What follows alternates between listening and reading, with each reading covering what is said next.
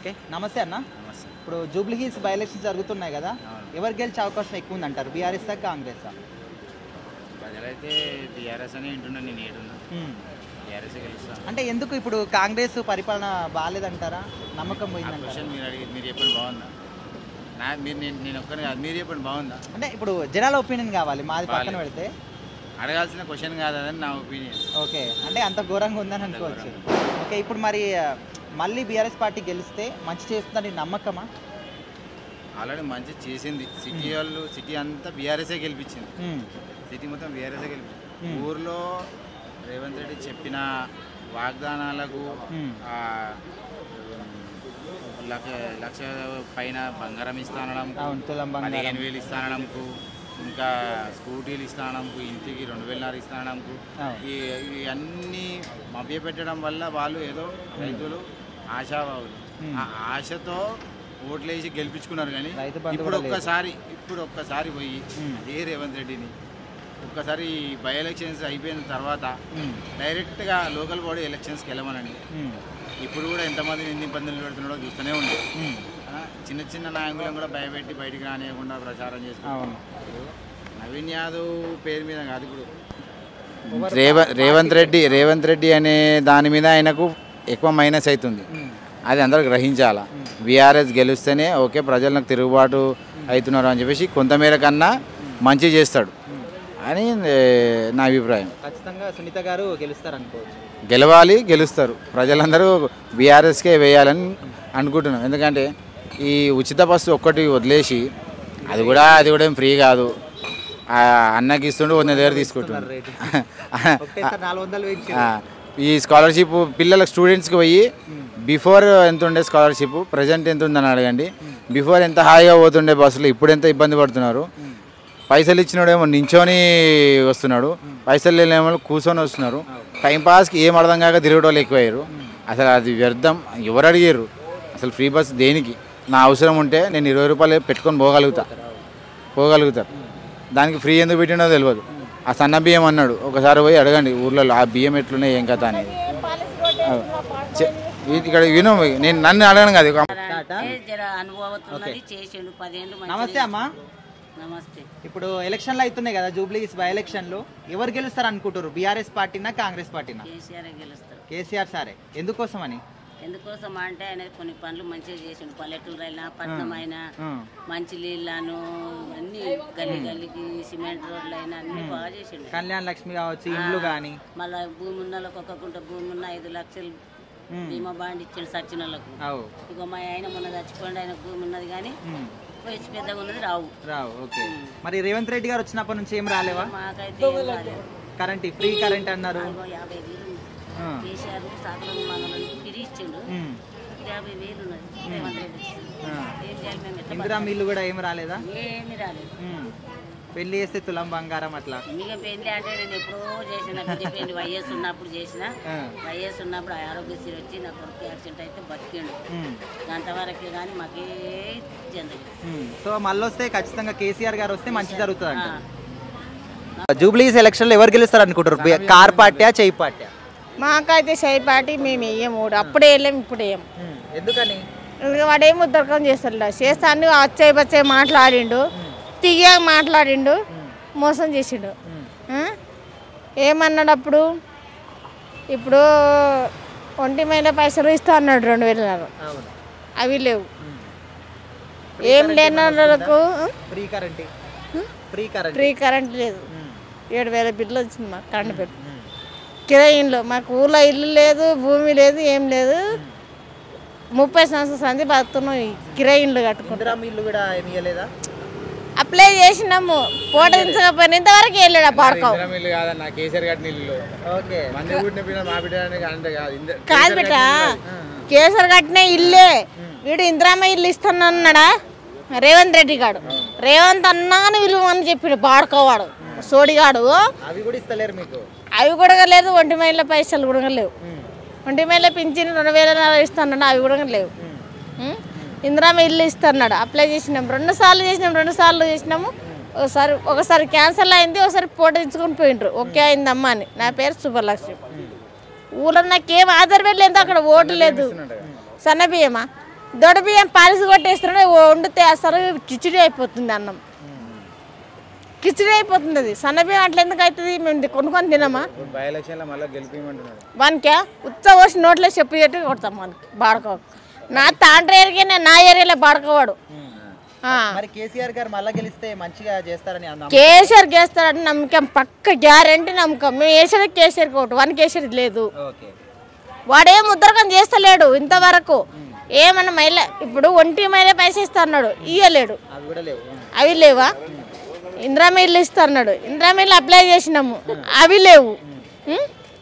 మరి వానితోటి ఇంకా మాకేం ప్రాబ్లం ఉంది? వానికి గెలిచి కూడా వేస్టే. మేము మాదిగోళము, మేము కడుపు తిప్పలకు బతకనికి వచ్చినాము. ఊళ్ళో పొలం లేక, ఇల్లు లేక బతకనికి వచ్చినాము. ఆదరువు లేక ఇక్కడేముంది? కష్టం చేయాలి, రూమ్ కిరాయి కట్టుకోవాలి. ఒక పూట లేకుండా కానీ ఉపాసం వండుకోవాలి. రూమ్ కిరాయి అయితే కంపల్సరీ కట్టలే కదా. కూరగాయలు ఎంత ప్రేమ ఉంది. కొనడానికి పోతే 60 రూపాయలుగా అర్ధ కిలో అంటారు. అన్నీ రేటు పెంచేసిండు వాడు. మేము ఎట్లా బతకాలి? బతికేటోళ్ళము. బతుకుతెరువులో మన పోసిండు వాడు రేవంత్ రెడ్డి గారు.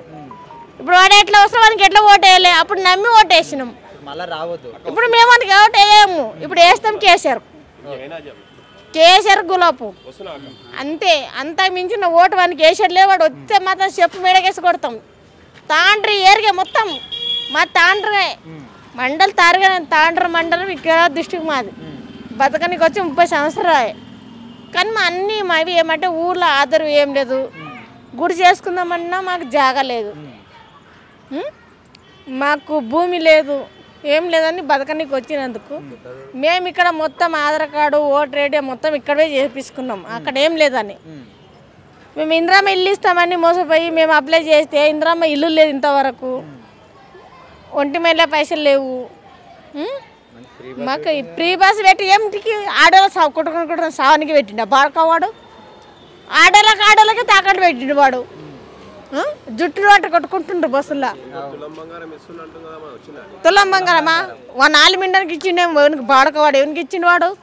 తులం బంగారం ఎవరికి ఇచ్చిండు? ఎవరికి వెళ్ళాడు. మాకైతే భూమి లేదు బాబు. మాకు ఊళ్ళో అయితే జాగ లేదు. గుడి చేసుకుందామన్నా జాగ లేదు. మరి ఎవరికి ఇచ్చిండో మాకైతే ఏం లేదు.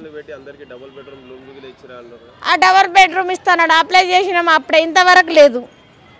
ఇందిరామ ఇల్లు ఇస్తామని చెప్పిండు. మాకు ఊళ్ళో పొలం లేదు, మాకు గుడి చేసుకుందామన్నా జాగ లేదు, మాకేమీ లేదు. నమస్తే అన్న. నమస్తే. జూబ్లీ హిల్స్ ఎలక్షన్స్ లో ఎవరు గెలిచే అవకాశం ఎక్కువ ఉందంటారు? కాంగ్రెసా, బీఆర్ఎస్? 100% బీఆర్ఎస్ గెలుస్తుంది. ఎందుకోసం అంటే ఈ ప్రజాస్వామ్యంలో అవకాశాలు అనేవి అందరికి వస్తాయి.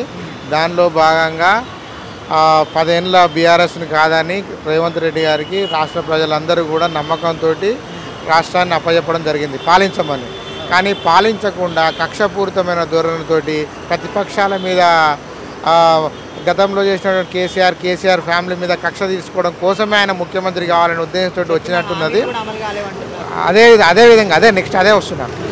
అతను అన్ని మాయ మాటలు అన్నీ కూడా ఫేక్ మాటలు, ఫేక్ హామీలు ఇచ్చేసి అందరినీ దాన్ని ఏమంటారు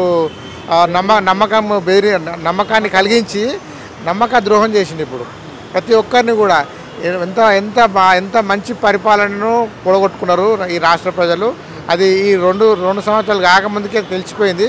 కాబట్టి ఈ యొక్క జూబ్లీ హిల్స్ అనే కాదు, ప్రతి నియోజకవర్గం లోపల తెలంగాణ రాష్ట్ర వ్యాప్తంగా 195% మంది ఈ కాంగ్రెస్ గవర్నమెంట్ని యాంటీగా చూస్తున్నారు.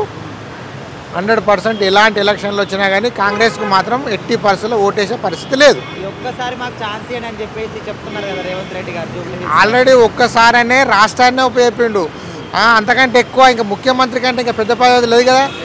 ఈ జూబ్లీ హిల్స్లో ఒక ఎమ్మెల్యే గెలవంగానే ఇంకా ఆయన వేరే రకంగా ఆమెలు నెరవేరుస్తాడా? అదంతా ఉట్టిదే. 100కు 100% క్యాండిడేట్ ఎవరైనా కానివ్వండి, ఆమె మహిళ అని చెప్పేసి వీళ్ళు అసత్య ప్రచారం చేయడము, ఆమె అందుబాటులో ఉండదని, ప్లస్ నాన్ లోకల్ అని, ప్లస్ ఆమె ఏమో సెటిల్మెంట్లు చేస్తుంది, ఎలాంటి ప్రాబ్లమ్ సాల్వ్ చేస్తుంది అని ఏదో మాట్లాడుతున్నారు. అదంతా కాదండి. ఇక్కడ జరిగేటువంటి ఎలక్షన్లు అనేటువంటివి ఏ పార్టీ, కాంగ్రెస్ పార్టీయా బీఆర్ఎస్ పార్టీయా? కాంగ్రెస్ పార్టీకి 100% అవకాశం ఇచ్చిర్రు, అది అవకాశాన్ని నిలబెట్టుకోలేదు. కాబట్టి ఆ రాష్ట్రాన్ని ఉపయోగించినటువంటి ఆ పరిపాలన విధానం రావట్లేదు. కాబట్టి ఇప్పుడు ఎలాంటి ఎలక్షన్ దొరికినా చిన్న వార్డు మెంబర్ కాంచెలా ఎంపీ ఎలక్షన్ కానీ ఎమ్మెల్యే ఎలక్షన్ ఏ ఎలక్షన్ వచ్చినా కానీ కాంగ్రెస్ ఓటేసే పరిస్థితి లేరు, తెలంగాణ ప్రజలు లేరు. నమస్తే అన్న. నమస్తే. జూబ్లీ హిల్స్ బై ఎలక్షన్స్లో ఎవరు గెలిచే అవకాశం ఎక్కువగా అనిపిస్తుంది? మన మాగంటి సునీత గారా లేకపోతే నవీన్ యాదవ్? మాగంటి సునీత గారు గెలవాలని కోరుకుంటున్నాం, ప్రజలు కూడా అదే కోరుకుంటున్నారు. మేము గత 2 రోజుల నుంచి ఇక్కడ పనిచేస్తున్నాం. మరి అందరి మనసుల్లో కూడా కేసీఆర్ గారు ఉన్నారు. కేసీఆర్ పెట్టిన బలపరిచినటువంటి అభ్యర్థి గెలవబోతున్నారు జూబ్లీ హిల్స్లో భారీ మెజార్టీతో. అంటే వాళ్ళే స్వచ్ఛందంగా చెప్తున్నారు, మాకు మాగంటి గోపి గారు ఉన్నప్పుడు చాలా అభివృద్ధి జరిగింది, కేటీఆర్ హయాంలో ఐటీ కానీ ఇంకా అనేక ఓవర్ బ్రిడ్జ్లు కానీ మొత్తం మెట్రో కానీ గ్రేటర్ హైదరాబాద్లో అభివృద్ధి అంటే అప్పుడే చూసినాము. ఈ 2 ఏళ్లలో చాలా ఇబ్బందులు పడుతున్నాము. హైడ్రా వల్ల పేద ప్రజలను భయభ్రాంతులకు గురి చేసే విధంగా సంపన్న వర్గాలకేమో అంటే కాంగ్రెస్ వ్యతిరేకంగా పనిచేసే వారి మీదనే హైడ్రా ఉపయోగపడుతుందనే భావన ఈరోజు ప్రజల్లో ఉంది. దానివల్ల చాలా ఇబ్బందికరమైన పరిస్థితుల్లో ఉన్నాయి కాంగ్రెస్ పార్టీ.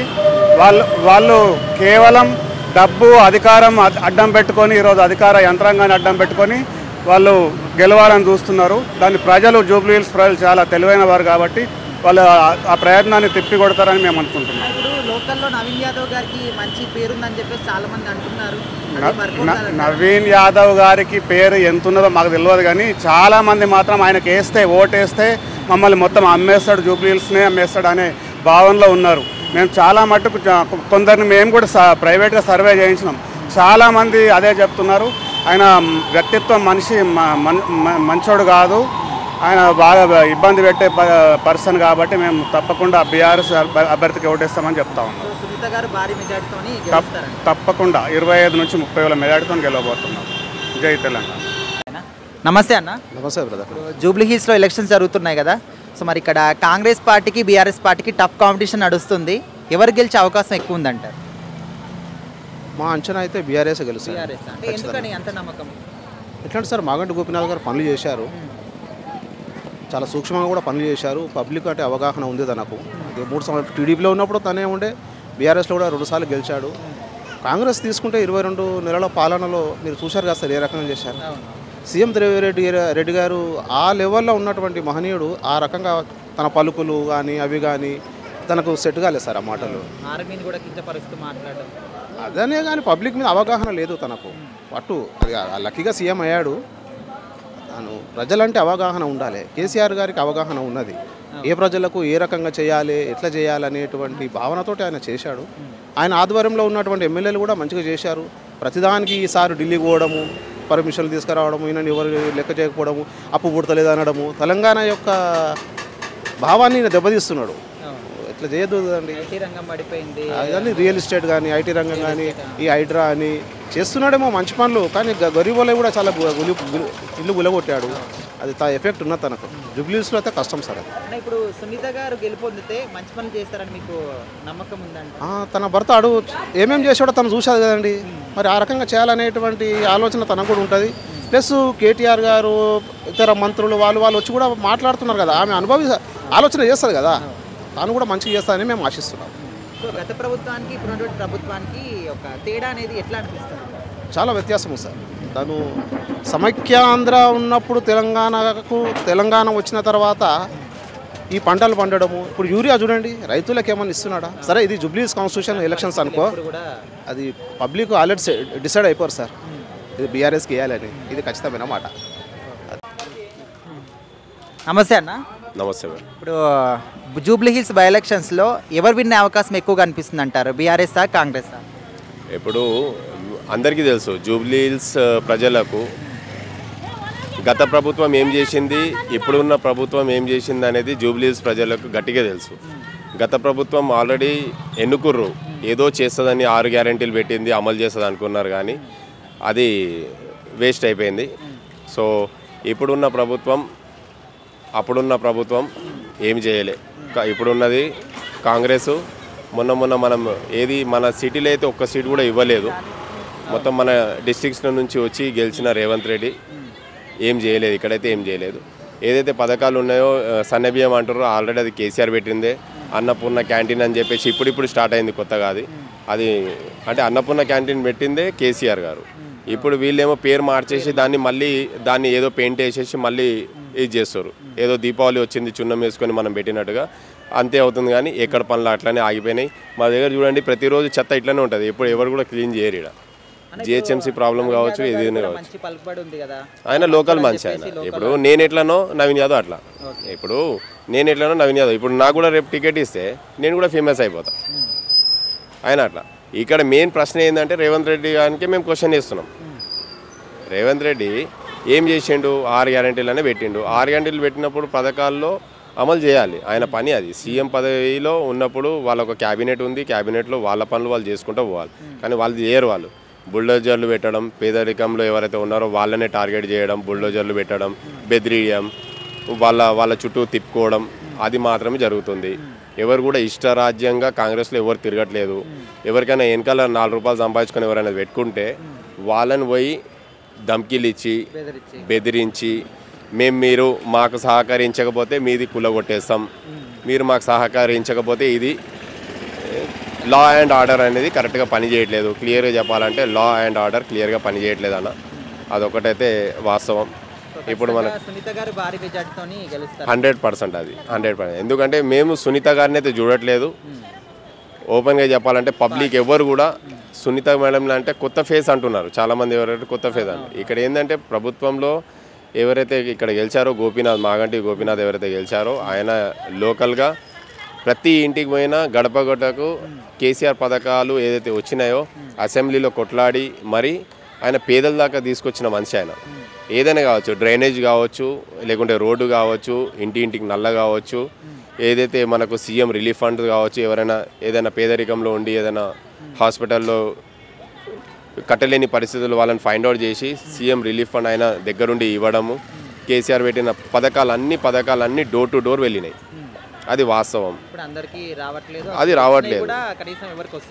అలాంటి మనిషి ఉండే. ఇప్పుడు గోపన్న ఏం చేస్తుండే అంటే ప్రతి ఒక్క అసెంబ్లీలో ఏదైనా చర్చ పెట్టినప్పుడు అది అమలు చేస్తుండే, పబ్లిక్ దాకా తీసుకొని వెళ్ళిపోతుండే.